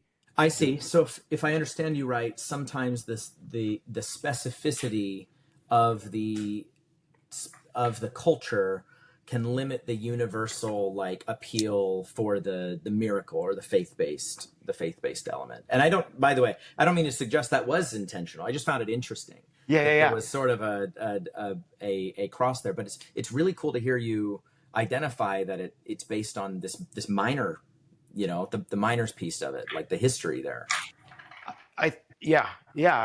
Boy, how grateful I was, because I wanted to use that song. And so to be able to say, oh, this exists outside of my world and my culture, my experience. Great. That's permission to move forward. It's been so interesting, when I watch Latter-day Saint movie, when I watch Faith of Angels, again, I'll speak specific to my work. I try to pay attention to those blind spots and say, oh, in editing, I realized like, oh, well, this is a family home evening scene. And it immediately stands out as a family home evening scene. And boy, have I just committed the error of showing my blind spot. And then to see it play in front of Christian audiences. And Faith of Angels is very much intended to be a faith-based film. Like, it knows what it is. I'm not trying to go to this secular audience with it. But to hear the response of, oh, how cool that family does Bible study, or, oh, we do that in our home, right? What a great example that dad is in teaching his kids about faith in the home. You go, Yes. oh, Oh, okay, that's okay. We don't have a monopoly on those types of practices, and thank goodness we don't. right. Uh, um, yeah, I don't know. I think I just ran out of steam on my answer there. No, that's a good answer. Well, You use the term faith-based and intentionally faith-based, but earlier in the conversation, you said that at least in the past there was some maybe resistance to being categorized didactic or devotional. I'm curious if yes, you just like one term better than the other, or if you have kind of embraced it outright. Not that I'm like my I terms think mean for nothing, but specific, yes, I think for specific projects, yes. So the intent is to say, look, if I'm gonna, I'm there is a, from a business side of it, there is a huge market for faith-based faith-based. films. Yeah. People that know what they want, and you know what, I don't trust Hollywood, Uh-huh. and I just want to be able to safely buy a ticket and take my family. Sure. I And see. boy, if we can embrace that, that's fantastic. And I think naming the movie even Faith of Angels Uh-huh. is I mean, very much that's a very, intentionally yeah. signaling this is Right. for you, right? And I realized that, and then we got pushback on saying, "Hey, if you name it Faith of Angels, then everybody that says everybody that wants to see Lost in the Mine is going to Right. feel like, oh, I don't want to buy a ticket of faith. I don't want to go to church on Wednesday." Uh-huh. Um, so with so we made that decision and ran with it, and I'm glad we did. It's being well received in that market. Yes.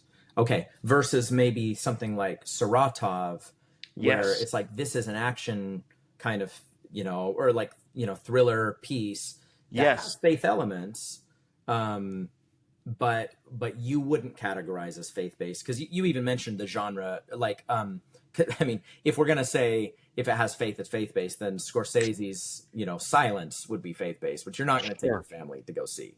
That's tortured Christians as persecuted for their faith. Like there is kind of some crossover in some of these. Yeah, right. And I think Scorsese isn't going for the faith-based audience No, when he makes Silence. right. And same with Saratov approach is the same reason we didn't call it, the field is white. Uh-huh. Right, Yeah. right.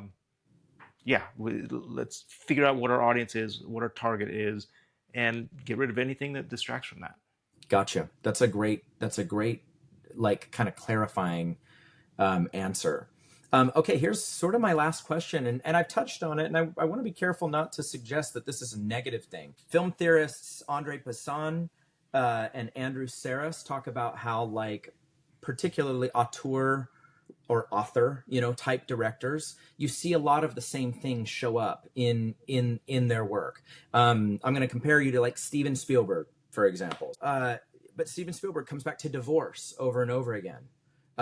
This defining moment in his life shows up in all his work. In some sense, there was another theorist that said we as directors always we make the same movie a bunch of different ways. And I've looked at my own work and been like, man, there's some truth. I can't quite escape from certain things.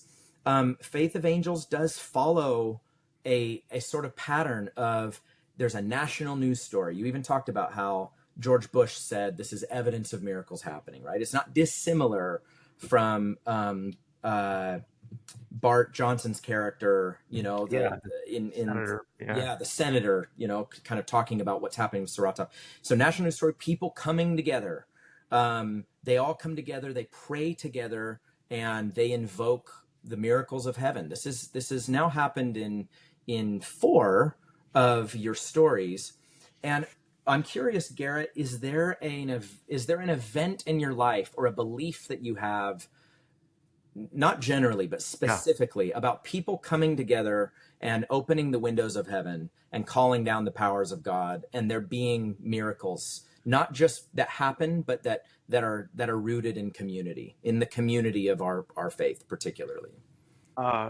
Great question, and I have asked myself that a lot because, yes, it has been pointed out that boy, I make movies about people in peril or entrapped or in, dire situations, and through some sort of community effort or divine intervention, um, they are freed. I'll be real vulnerable. Those that know me, those who've seen me, know that I walk with a pretty pronounced limp. That hasn't always been the case. Uh, I was born with certain birth defects, including scoliosis, and at 15, but it didn't ever affect me. I played soccer and football and skied all through middle school and growing up. At 15, I had a corrective surgery on my back that that did not go well. There were complications during the surgery, and I woke up paralyzed. Um, so much to the point where the doctors came in and said, "You will spend the rest of your life in a chair." Which that was their diagnosis. This is a 15-year-old kid that, for summer break was, I had a lot of big plans, and those all changed. Um, so we, weeks being confined to this bed in the hospital led me to really do, you know, try to search out and say, am I trapped? Is this, for me, is this my destiny? Is this what is supposed to be for me? And I didn't ever settle with that. I didn't ever feel like that was the case. And so, despite what they began to train me on how to function in a chair. At nights, I would, when the doctors were gone, I would practice sitting up and even balancing on my feet, like trying to stand. Probably probably in a way that wasn't safe. Probably shouldn't have been doing that. But I was determined and felt like that being trapped was not what my outcome was supposed to be. I want to be very sensitive to that because I know that that there are certainly wonderfully inspiring stories of people whose outcome wasn't to walk out of the hospital, but mine was. And so I think that during the night, that work to free myself, and then during the day, receiving priesthood blessings and daily visitors from faithful ward members or family or friends, receiving these notes, this outpouring of love and support, regardless of the outcome, but certainly being motivated by that. I think that experience has crept into a lot of the stories that I gravitate towards. If I look at these stories of people being trapped or isolated or alone or bound, and then being freed by this outpouring of faith and love or divine intervention, I have no doubt that exists, and it existed for me, and it's affected my work. Wow. Well, that's really powerful, and really appreciate you sharing that that vulnerability. And they're all true. That you find these things happened. In the accounts of every one of these, it's what happened, and it's a a faith affirming and faith building experience. And I really appreciate you sharing that. I hope I didn't put you on the spot. No, you didn't. And I don't, I mean, I that story, people have said, "Hey, when are you gonna make a movie of that?" And while that might be compelling, it is a personal story, but I'm grateful for the daily reminder that I have. I walk with this limp now, and it is a daily reminder of the power of the priesthood and the power of community, faith, and that can change things. And you have made a movie about it. I mean, that's the truth, is that there you go. It informs your work. It informs your work, and what a beautiful thing. Well, thank you, and again, Barrett, thank you. If it's just us now at this point listening to this podcast, thank you. This has been thoroughly enjoyable, and I want to reciprocate the respect for your work that you've offered mine. I cannot tell you how excited I am and glad I am that we have specifically your caliber of filmmaker that is committed to the types of stories that you are telling. Thank you. So thank you for that. We need that. That means a lot. And thank you again to the Association of Mormon Letters, because I think that recognition and even just the mention and the support of these works is an indicator that that there's a need for it, and so it's motivating. While we don't do this for awards or recognition, um, we're certainly very grateful that the work is being seen. It is nice to get an email from somebody that is acknowledging the work, and I don't recognize their last name. Like I appreciate that. And so, because normally it's friends or family, and to have people outside of that circle say thank you for your work, that means a lot. As far as what's next, or where we're going, I, I'm I'm hopeful that there's more next. There's always stories to be told. I have wonderful, I think they're wonderful films in the works. I've got some scripts that I'm pitching, and I think this, we'll take them one at a time. According to my wife, I get one passion project and one paid project. Hopefully, that when the stars align and those become the same project, that's the goal. Cool. Well, thank you so much, Garrett. Really appreciate this opportunity to talk to you, and I look forward to what's next from you. And I hope one of these days we can, maybe work together on something. It's just been so educational for me and informative, probably for everybody listening. So thank you. Thanks, Barrett. Appreciate it.